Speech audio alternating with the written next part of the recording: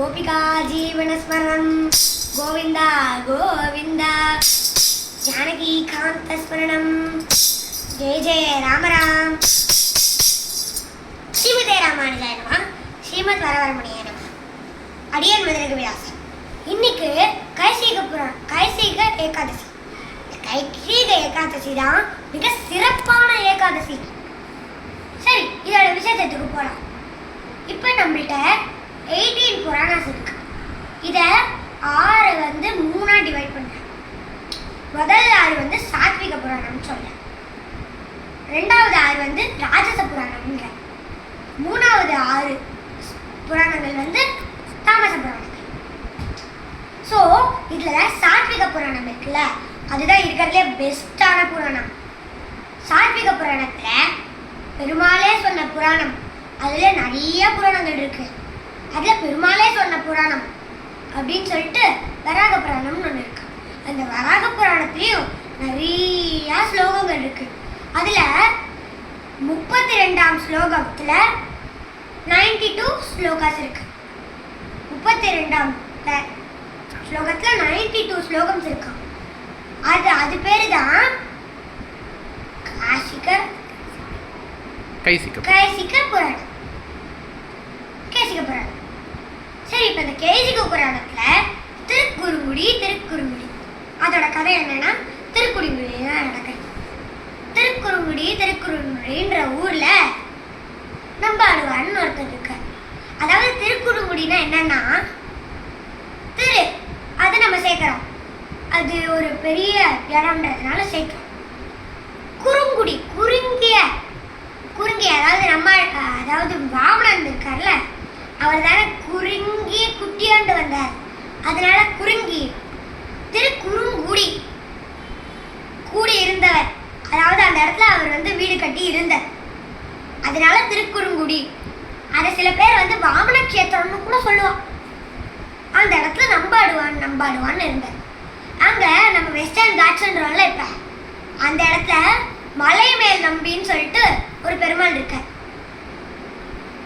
இந்த நம்பாடுவான் எல்லா ஏகாதசிலையும் போயிட்டு பெருமாளுக்கு இசையாட்டி பாடி ரசிச்சுட்டு வருவார் எல்லாத்தையும்.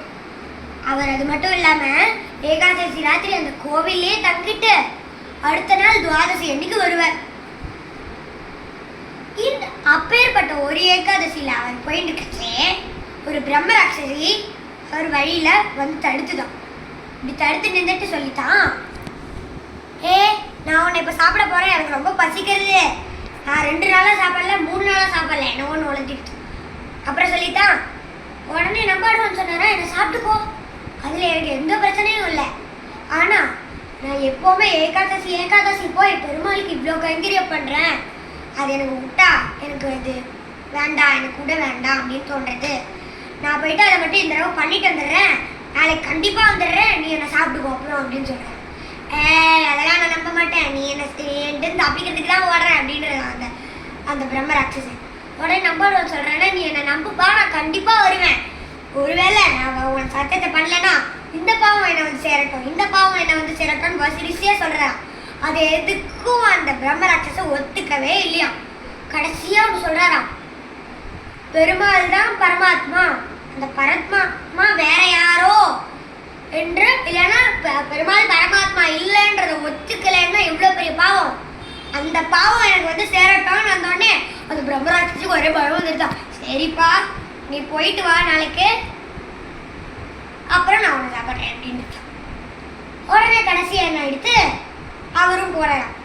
அங்க பாடுறாராம், என்ன பாடுறார், வண்ண மாடங்கள் சூத்திரு கோகியூர் கண்ணன் கேசவன் நம்பி பிறந்தினில் என்னை சுண்ணம் எதிரது தூ கண்ணன் மூட்டம் கலந்தலரா ஓடுவார் விழுவார் உகந்தாகி பாடு, ஓடுவார் விழுவார் உகந்தாரி பார், நாடுவ நம்பிரான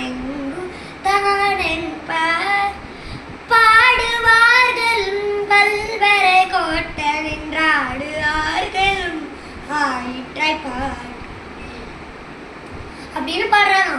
அடுத்து அது வாசசிக்கார் தலை வர்றாராம்.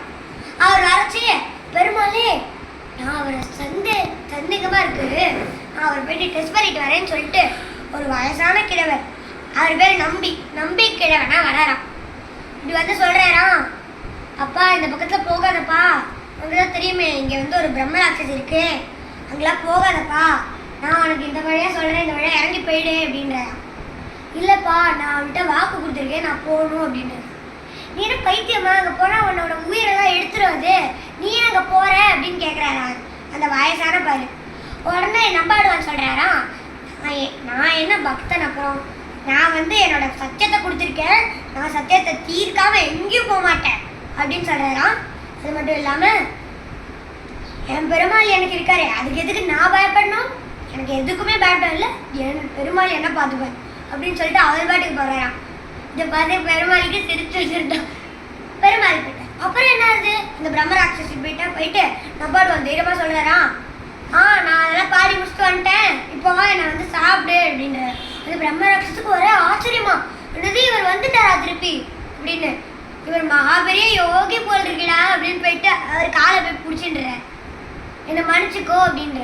உடனே நம்பாடுவான் சொல்கிறார், நீ இப்போ கூட என்ன சாப்பிட்டுக்கோயேன், அதில் எதுவுமே தப்பு இல்லை, உயிர் போனாலுமே என்னோட ஆத்மா என்னைக்கும் போகாது அப்படின்றான். உடனே அந்த பிரம்மராட்சஸ் சொல்றாராம், நீ ஒரு பெரிய யோகிப்பா, ஒன்று சொல்கிறேன் கேளு அப்படின்றாராம். உடனே நம்பாடுவன் சொல்கிறாராம், அதெல்லாம் ஒன்றும் டைம் இல்லை, நீ இப்போ என்ன சாப்பிட போறியா இல்லையா அப்படின்னு கேட்குறாரு. இல்லைப்பா இதை மட்டும் கேளுப்பா அப்படின்னு சொல்லிட்டு சொல்கிறாராம், நான் போன ஜென்மத்தில் சோமசர்மனா இருந்தேன், ஆனால் நான் ஏதோ ஒரு பாவம் பண்ணதுனால என்னை ஒரு ரிஷி வந்து சபிச்சிட்டாரு, அதனால நான் வந்து இப்படி இந்த பிரம்மராட்சஸா அங்கேயும் இங்கேயும் அலைஞ்சுட்டுருக்கேன், எனக்கு கொஞ்சம் உங்ககிட்ட இருக்கிற பலனோ இல்லை புண்ணியமோ என்கிட்ட தந்தேன்னா நான் இந்த சாபத்துலேருந்து விடுவிச்சு நான் சோமசர்மமா நன்னா வாழ்வேனே, எனக்கு கொஞ்சோண்டு பலமோ இல்லை புண்ணியமோ தரியான்னு கேட்குறேன், பாட்டு பாடுவேன்ல அந்த புண்ணியத்தை கொஞ்சோண்டு எனக்கு தரியா அப்படின்னு கேட்குறாரா. இல்லைப்பா நான் பெருமாள்கிட்ட பாடுறேன், ஆனால் நான் ஏதோ பலனோ இல்லை எதுவுமே எனக்கு வேணும்னு சொல்லிட்டு நான் பாடல, நான் என்ன பண்ணுறேன், நான் அந்த மாதிரி பண்ணல, நான் என்ன பண்ணுறேன், நான் பாடுறதே பலன்னு நினச்சி பாடுறேன். உடனே அவர் கேட்குறாரா, சரி பாடுற அந்த பலனையாவது எனக்கு தாய அப்படின்னு அப்படின்னு பாட்டு நம்பாடுவான் சிரிச்சிடுறாரா. அவர் சொல்கிறாரா, அதான் சொல்கிறேன்ல என்கிட்ட பலனை கேட்டு நான் பாடலை பெருமாள்கிட்டேன்னு, நான் என்ன கேட்டு பாடுறேன், பாடுறதே பலனு, அந்த பலன் எனக்கு போரும் என்று பாடுறானா, நீ என்கிட்ட பலத்தை கேட்டுட்டே இருந்தா நான் ஏதாவது என்கிட்ட எடுத்து தந்துட முடியுமா, என்கிட்ட பலனே இல்லை, அப்புறம் நான் எப்படி உங்ககிட்ட தருவேன் அப்படின்னு கேட்குறாராம். சரி விழுந்து கட்டி பிடிச்சிக்கிறானோ, நீ கடைசியா என்ன ராகம் பாடினான்னு கேட்கறதா அந்த பிரம்மராட்சசி. நான் வந்து கைசிக்க ராகம் பாடுறேன் அப்படின்னு சொல்றாரு நம்பாடுவேன். அப்ப அந்த கைசிக ராகமாவது எனக்கு, கைசிக ராகத்தோட பலனையாவது எனக்கு கூட அப்படின்னு கேட்குறாரா. சரி நான் உன்னை நம்பி மலை மேல் நம்பிக்கிட்ட கூட்டின்னு போறேன், அவர் தான் இதுக்கு சொல்லுவாருன்னு சொல்லிட்டு பிரார்த்திக்கிறாராம். உடனே மலை மேல் நம்பி காய்ச்சி அழிச்சு என்ன சொல்றாராம், பழம் தருகிறேன் அப்படின்னு சொல்லிட்டு போறாராம். உடனே அந்த பிரம்மராட்சசி வந்து சாபம் விடுவிச்சு சோமசர்மாவா வந்துட்டாராம். அவர் வந்து நம்பாடுவான்ட்ட, நன்றி நம்பாடுவாரே நீ என்னை காப்பாத்திட்ட அப்படின்னு சொல்லி நன்னா ஆயிடுச்சான். அப்புறம் என்னாச்சு, இந்த மாதிரி ஆச்சே, நம்ம இதுல இருந்து என்ன கத்துக்கிறோம், ஒரு உண்மையான பக்தன் பெருமாளை ஒரே 2 பிரார்த்தனையில கூப்பிட்டாலே பெருமாள் வந்து காட்சியே அளிக்கிறார், என்ன வேணுமோ தர. அப்ப நம்ம என்ன நினைச்சுக்கிறோம், தவம் பண்ணாதான் பெருமாள் வருவார். அப்படி இல்லை, பெருமாளுக்கு பிடிச்ச மாதிரி இருந்தாலே பெருமாள் வந்துடுவேன். இந்த கதையெல்லாம் நம்மளுக்கு எப்படி வந்தது, பூர்வாச்சாரியர்கள்லாம் 2 கோவில்ல இன்னமும் இந்த உற்சவம் நடக்கிற மாதிரி வச்சிருக்காங்க. அதனால அது இன்னமும் நடக்கிறதுனால நம்ம எல்லாருக்கும் இங்க தெரியாது. என்ன நடக்கிறது, முதல் கோவில் ஸ்ரீரங்கம். இங்க பகல் 10ன்ற மண்டபத்துல எப்பவுமே இந்த கைசிகபுரம் பராசர பராசர பட்டரோட ஃபேமிலி வந்து இங்கே ஏதாவது அந்த பராசர பட்டர் எழுதின அந்த வியாக்கியானத்தை படிச்சுட்டே இருக்குச்சு. அப்படியே அந்த ஏர்லி மார்னிங்கில் பெருமாள் படி சேவை ஆகும், படியில் போகிற சேவை. இந்த மாதிரி ஒரு தடவை என்ன ஆச்சு, விஜயரங்க சொக்கநாதர்னு சொல்லிட்டு ஒரு ராஜா வந்தார். ஆனால் பெருமாள் கடைசி படி ஏறினதுக்கு அப்புறம் தான் வந்தான். அதனால ஒரு பேட்டி கேட்குறாராம், எனக்கு இன்னொரு தடவை இது சேவை ஆக முடியுமா, நான் இந்த தடவை கொஞ்சம் லேட்டாக வந்துட்டேன் அப்படின்னு கேட்குறாராம். இல்லை, ஒரு வருஷத்துக்கு ஒரு தடவை தான் சேவையாக முடியும் இந்த மாதிரி பெருமாள், நீங்கள் அடுத்த வருஷம் வாங்க, உங்களுக்கு இந்த மாதிரி சேவை தரோம் நாங்கள் அப்படின்னு சொல்கிறாங்க. உடனே இவரும் போயிட்டு தவம் பண்ணிகிட்டே இருக்கிறான். அப்புறம் கடைசியாக அந்த நேரத்தில் சீக்கிரமாக போயிட்டு நிற்கிறாராம். அந்த கதையெல்லாம் கேட்குறாரு. அப்பேற்பட்ட ராஜாவே வந்து இந்த கதையை கேட்குறாருன்னா அந்த கதை எவ்வளவு நல்லா இருக்கும். இதில் நம்ம ஒன்று தெரிஞ்சுக்கிறோம், இந்த கதையை யாரெல்லாம் படிக்கிறாளோ, யாரெல்லாம் இந்த நாளில் கேட்குறாளோ, யாரெல்லாம் பாடுறாளோ அவெல்லாம் அந்த பிரம்மராட்சத்துக்கு பலம் கிடைச்சது கடைசியில். அந்த மாதிரி பெருமாளை கைங்கரியம் பண்ணுற பலன் நீ கட்டாயமாக கிடைக்கும் அப்படின்னு சொல்லியிருக்கு. இதே மாதிரி அந்த திருக்குறுங்குடி